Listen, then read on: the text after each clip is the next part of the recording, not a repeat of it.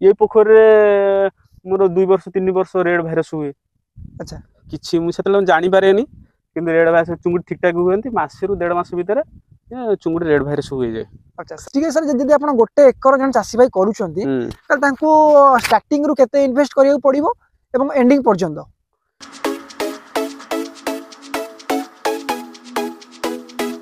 नमस्कार ऑर्गेनिक ओडिशा को आपण मानक वेलकम करूछु मु चंदन। फ्रेंड्स आज आम अच्छु पुरी जिलार ब्रह्मगिरी रे एवं आज एही वीडियो रे आम जानिबा चिंगुडी चाष विषय रे।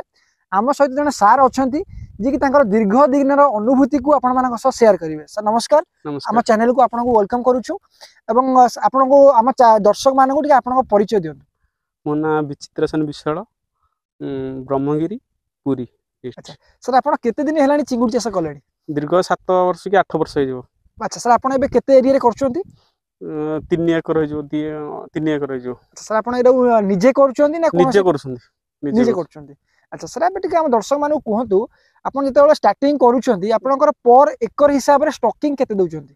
हमर जाले 50 रु 60 हजार दिया होछ कारण हमर एरिएशन टे कम एठी रहउची सेति पे हमें 60 हजार 70 हजार दिया होछ। अच्छा सर जेतेबेले आपण स्टार्टिंग करूछंती पॉन्ड रो प्रिपरेशन सर आपण केमति करूछंती? पॉन्ड हमें जहाले भी मार्च एप्रिल भितर सुखै दु टोटल सुखिला पर किछि किछि जदी सुविधा हुए ये रे कोन हिटाजी रे माटी किछि काढी दो किंतु ए वर्ष किछि कढाइनी 2-3 वर्ष लान किछि कढाबाकू नै तथापि सुखियाला पर तापर हमर तो एठी पानी पई किछि सुविधा नै माने कोन पानी तो पुरिया पई किछि सुविधा नै हम से वर्षा को अपेक्षा करू वर्षा हला पर एटा हम कोन प्रथमे चूर्ण कर दो चूर्ण कला पर ब्लीचिंग करू माने एकरे के 50 किलो लखा दिया हो दियाला पर तापर पुणी कोन करू चूर्ण करू नाउथे चूर्ण कला पर मिनरल करके प्रोवाइड कला पर जाई कि जान छडा ऑक्सीजन किछि किछि पका जाय। सर आपण पॉन्ड प्रिपरेशन रो केते दिन पर स्टॉकिंग करंती?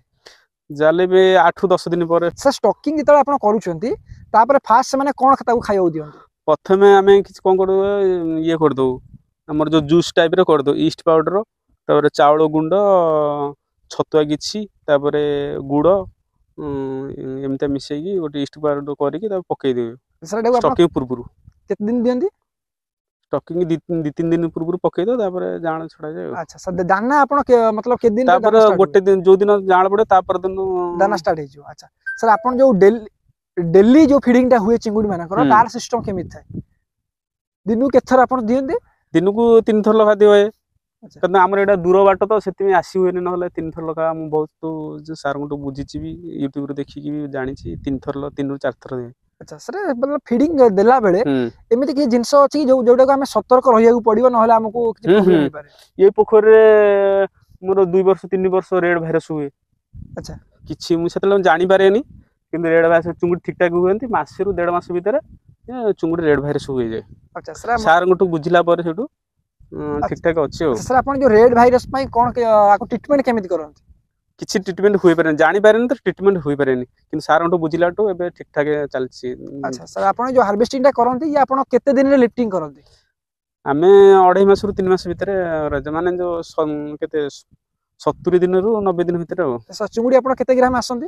जाले भी 60-70 फ्लैट हुए हो। ठीक सर दर्शक मानु कहूँ मतलब 60 फ्लैट माने एटा दर्शक माने 1 केजी रे 60 टा चिंगुडी उठन मतलब गोटे केजी रे 60 पीस चिंगुडी उठन। अच्छा ठीक है सर जदि आपण गोटे एकर जन चासी भाई करूछंती त तांको स्टार्टिंग रु केते इन्वेस्ट करियो पड़िबो एवं एंडिंग पर्यंत? एंडिंग रु स्टार्टिंग रु जाले भी हमें जाले भी प्रथम रु एंडिंग जांगे जाले भी 1.5 लाख टका खर्च करिया पड़िबो पर एकर नै। सर आपनकर पॉन्ड प्रिपरेशन रे ओवरऑल केते टका खर्च पड़े से? 15,000 टका खर्च हुए। ठीक सर स्टॉकिंग रे जाना पई ता बाबदू केते टका खर्च हुए? जाले भी 20-25 हजार टका खर्च हुए। सर आपण जो तापर जो फीड दिया हुए ता बाबदू केते टका खर्च आसे? फीड जाले लाख टका खर्च हुए पड़े से। सर ओवरऑल आपनकर स्टार्टिंग को एंडिंग पर्यंत केते 1.5 लाख टका खर्च पड़े से। सर यो हार्वेस्टिंग परे आपनकर केते टका प्रॉफिट हुए पर एकर? ठीक से ट्रीटमेंट करके चाष करले जा भी लाख रु 1.5 लाख टका पर 3 मास भीतर हो जाए प्रॉफिट हे परिबो। ये तो आपण मान देखुतिले चिंगुडी चाष विषय रे सारंकर 8 वर्ष रो एक्सपीरियंस सर आपण सो शेयर कले। जदि आपण कोनोसी समस्या रो सम्मुखीन होउथांती आपण कमेंट रे जणाई परिबे। आम तार समाधान करने चेष्टा करूँ एवं जदि आउ कौन चाष विषय जानवा चाहते आप कमेंट में जन पारे। नमस्कार।